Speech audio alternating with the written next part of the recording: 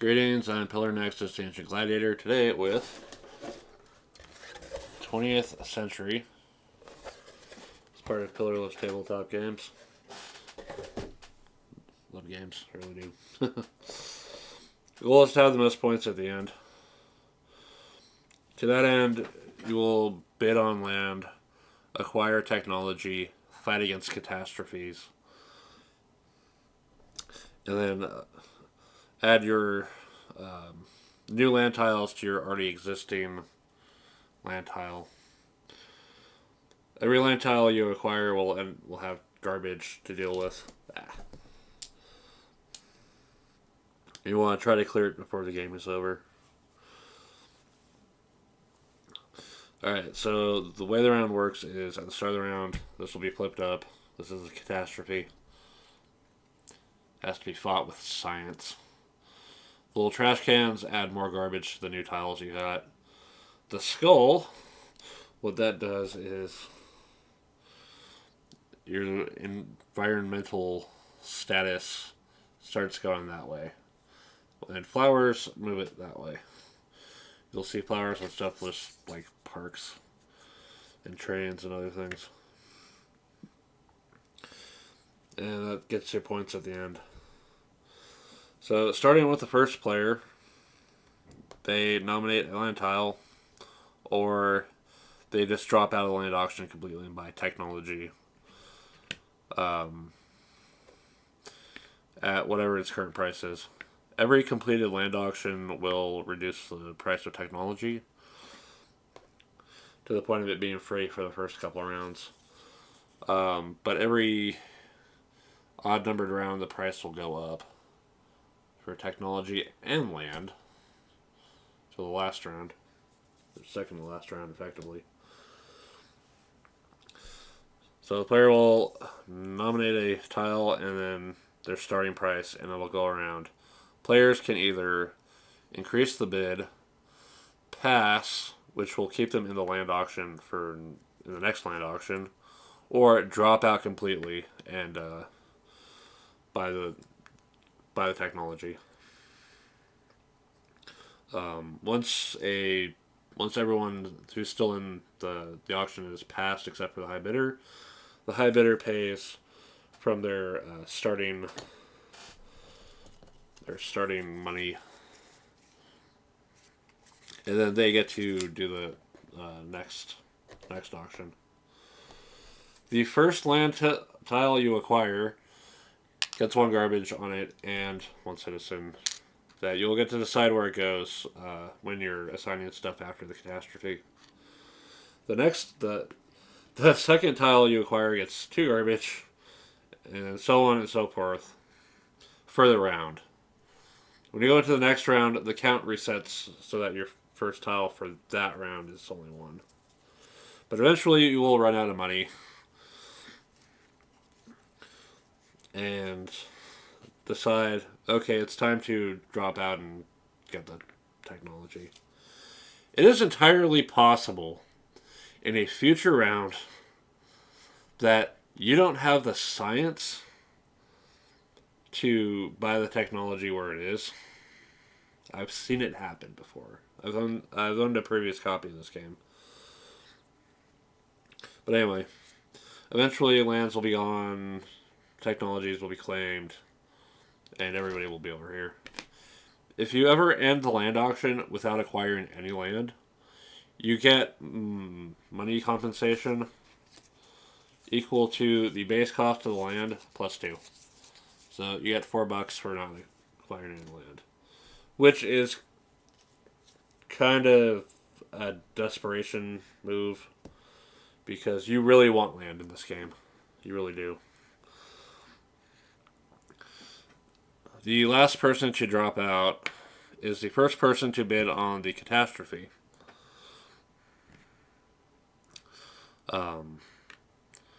They pick one of the columns and they set their bid equal to the amount of science they're prepared to spend. You cannot bid more science than you have. Just like in the land auction, you can't bid more money than you have. And it's worth noting that after 10, it goes 12, 14, 16, 18, 20, 22, and then 25. So over on this side, you're probably going to be bidding a lot of science to have little to no effect. Here, you're probably going to take the last column for free. Unless you really want to go first in the land auction next turn. Because whoever's stuck over here, they get to go first in the next land auction for the next round. But eventually, so the next person that bids, if they bid above you, then on your next turn for the catastrophe, you'll have to outbid them or move somewhere else. If you're already at the top for a column, your turn is skipped for the catastrophe until someone outbids you. But eventually, everyone will have their own column. And they'll have to spend that science from their hand and apply the catastrophe results. Garbage or trash be cubes added to whatever new tiles you acquired this round. If you didn't buy any land this round, it'll just go to what you already have. Environmental quality, again, it's just move it one space down for each skull. Over the rounds, the catastrophe stands to get considerably worse for trash. Two stages down on your quality and trash. Yeah. Anyway. Once this is taken care of, players will then go to assign their new land tiles to their region. You can connect orthogonally, diagonally. You don't have to connect the rails. You should, but you can also be setting up for the bridge technology, which I'll explain later. So, like, I'm going to go here.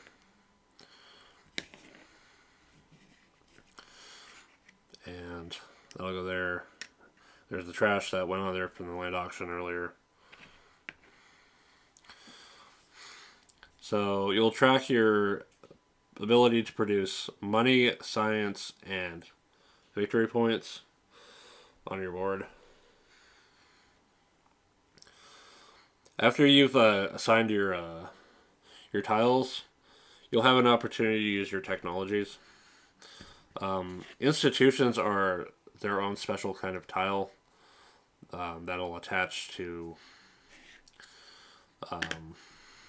connect to your other land tiles and increase the benefits of those types of cities by that amount. So this city will now produce 1 extra gold or money. If I had, let's say I set that up instead, and I had this institution, could set that up there, and now that's producing more healthcare. You only get the bonuses to the first city they connect to, unless you do a bridge effect and fork before the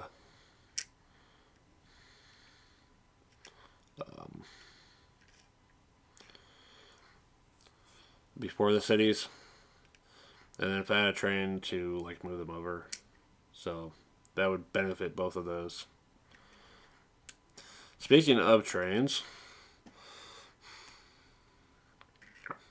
every train you have allows you to move 1 citizen by 1 link. It has to be from an occupied to an empty. You cannot move through occupied cities. You can move through institutions.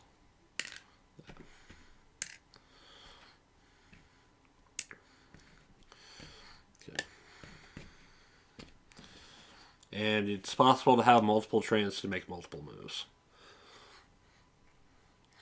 Like, yeah.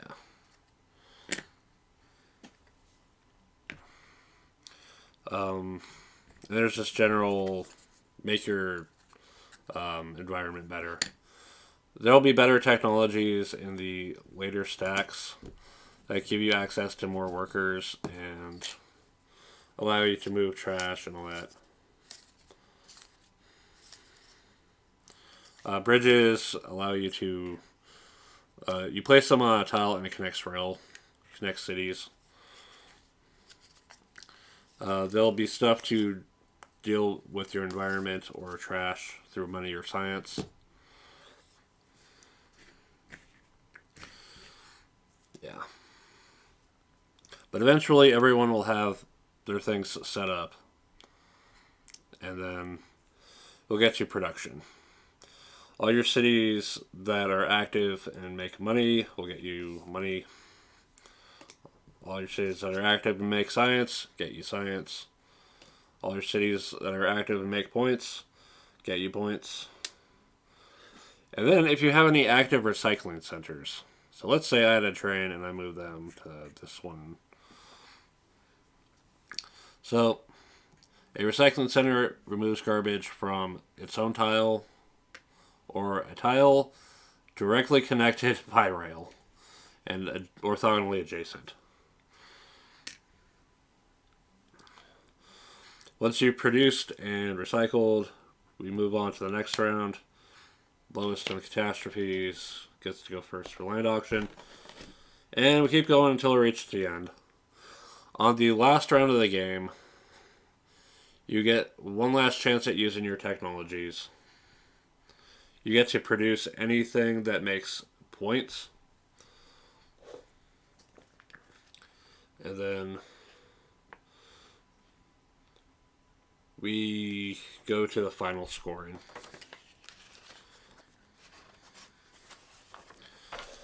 Final scoring at the end.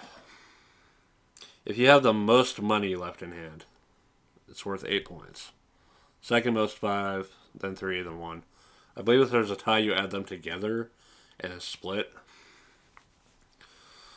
And the next one gets the next one down. The player with the least always gets 0, no matter how many players. So you have money and then science. And that you'll get points for each of your land tiles based on whether or not they have trash. 1 trash cube is 0. No trash cubes is whatever your environmental quality is at. While it's in the middle, they're worth 3 points. While they're in good condition, 4. While they're in bad condition, 2. More than 1 trash cube is negatives. So we go from 0 to -5, -10, -15. Yeah, beware of taking up stuff that you can't really manage. Oh yeah, the final production also lets you use your recycling centers one more time as well. And then finally you'll add the points value of your environment level. We've got 4, 8, and so on. All the way up to 34 if you can get it that far. And negatives go from -3 to -6 all the way down to -28. It takes really bad institutions and catastrophes to hit that point, though. Most points wins. Tiebreaker.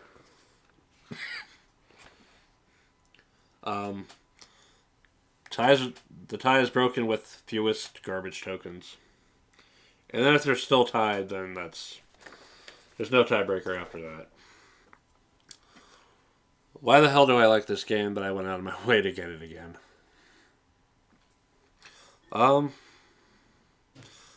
trying to collect games right now that don't require a whole lot of text, which is why I got Urbania again. Which is why I got Small World again. or things I can explain easily, like Isaribi and Wasabi. Also, there's kind of the whole environmental, outlook on it. Just you're trying to build a developing region, which takes money, but you're also trying to look after it, which takes science. And it's taking those steps forward to make things better, not taking steps back. Is more of a positive, I think. Something I did not cover yet on this game is there are bonus scoring cards on the even numbers as an option. So, like for the second round, it's possible to get points based on your production of money and science, your tiles that are already clear of trash somehow, and just doubling your points if you produce money. And then for round 4, there's points based on your productions. Your clear land is worth points. Your trash is worth negatives. Your operating recycling centers are worth points. You get points for your environmental quality immediately. That'll throw in an extra wrench to the equation for people who might be a little bit more experienced. But yeah,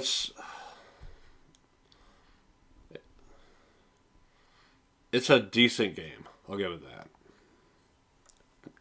But it's good for what it handles. Okay, so I want to take a moment to kind of talk about things going forward. While we're here at Loves Tabletop Games,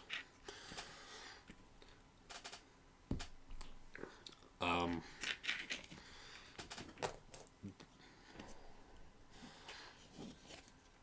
going to be not buying any more games online as of this point. I have my eye on one, but there's no way in hell I'm going to get it at this rate. If I do, then that'll be the last one I buy online. Games from the game store are going to hinge on some conditions. I'm going to be waiting on my stuff to sell.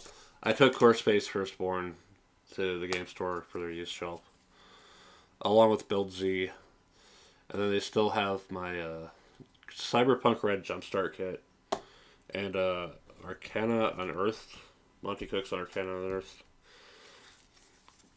So they're still organizing some shit, but it should be on the shelf at some point. There's also the raffle for November, which, as an option, if I win it, is a $100 gift card to the store. And finally, there's the Board Game League Final. Whatever game we play for, if I win it, it's mine, and it'll get an episode. So we're looking at anywhere from 1 to 4 more episodes of Pillar Loves Tabletop Games. I will know for sure how many when it gets to that point. The Board Game League Final is going to be real late, for sure.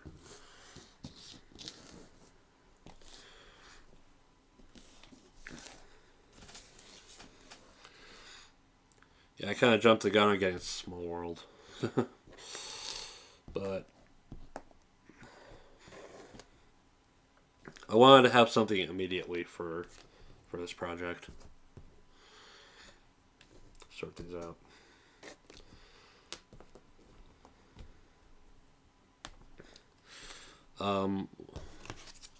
Other board game stuff going forward will be the Pillar game shorts, including this game. I've got the Target, Black Box, Android Mainframe, Cypher, Urbania, Fire and Axe, Dune, Francis Drake, Small World in 20th Century. That's 10 more episodes or 10 more shorts coming up. Oh yeah, any unpurchased stuff at the other round is removed. I have a few pillar costume shorts that I'm going to throw in as well. Those shorts are going to debut in December. I'm going to spread them out instead of clustering them together so they all have their own time to shine.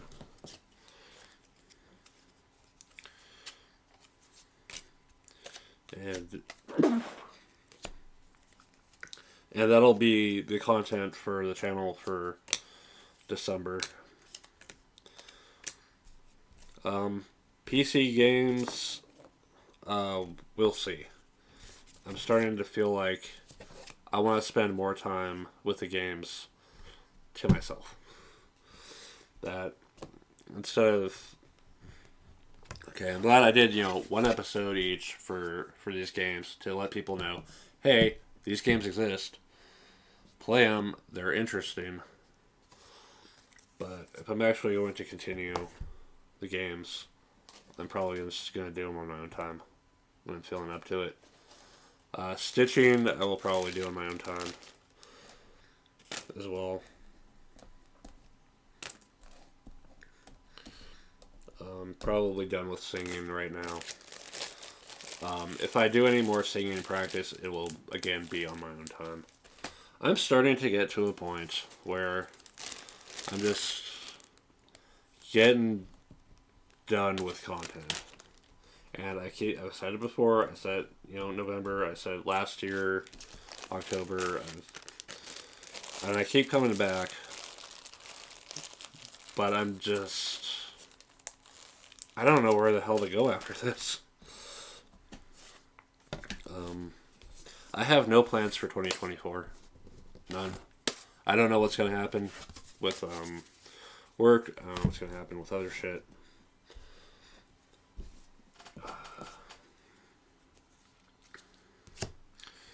So, I'm just going to have to take a wait-and-see approach on that end.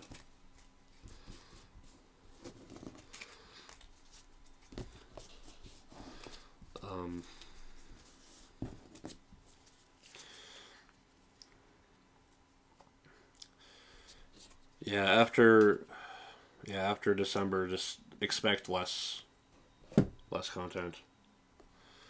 But for those who've been checking out everything lately, thank you. Thank you very much for giving my content a chance. For giving me a chance.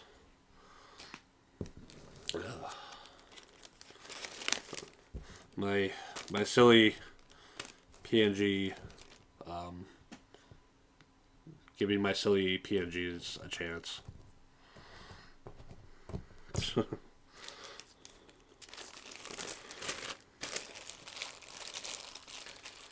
I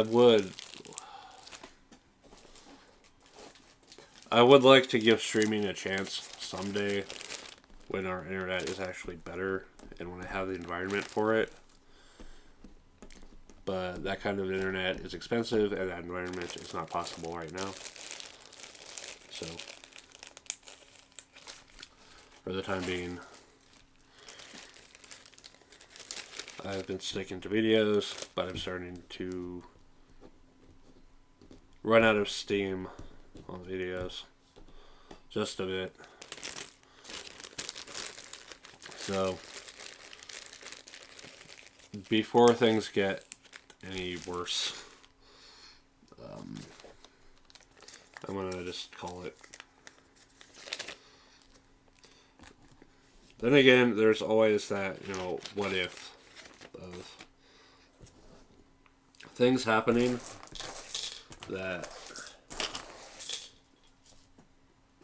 make the situation better that I can work with.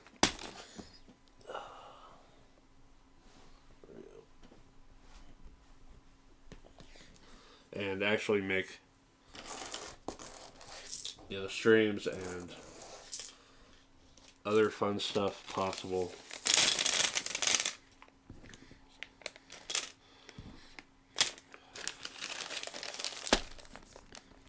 But I'm not sure what it's going to take at this moment, at this point in time.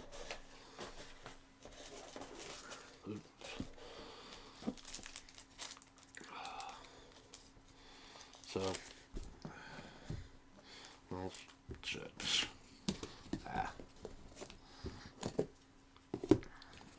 But things I want to do with my time away from content creation, getting back to stitching, of course. Watching more VTubers because, hey, Hollow Stars in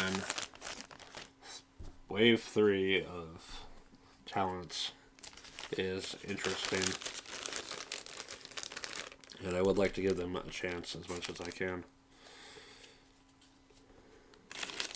Because there's still that possibility, if I can have the capacity to stream, have the environment to do my work peacefully and with focus, that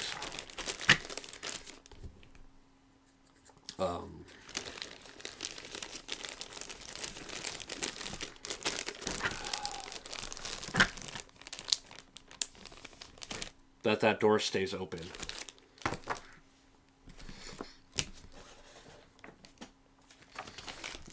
Switch bags.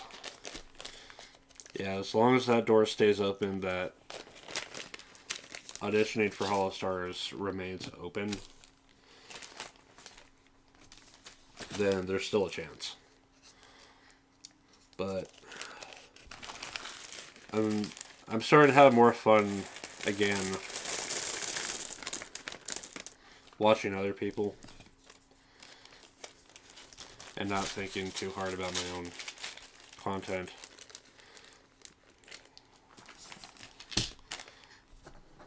As much as watching other people's content has inspired me to give this a try in the first place,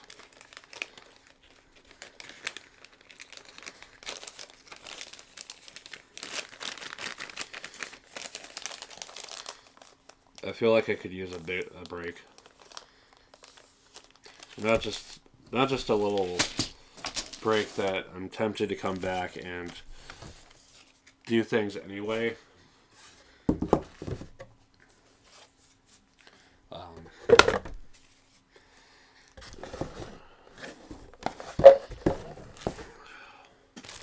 I mean, like, actual step back from content creation and just take care of myself and my bedroom, because I need to organize it again, and my other creative outlets. And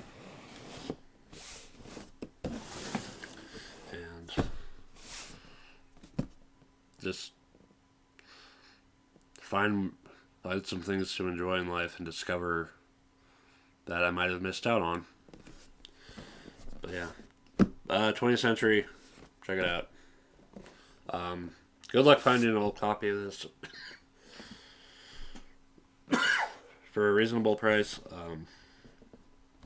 I guess it wasn't much of a hit, but I still think it's good.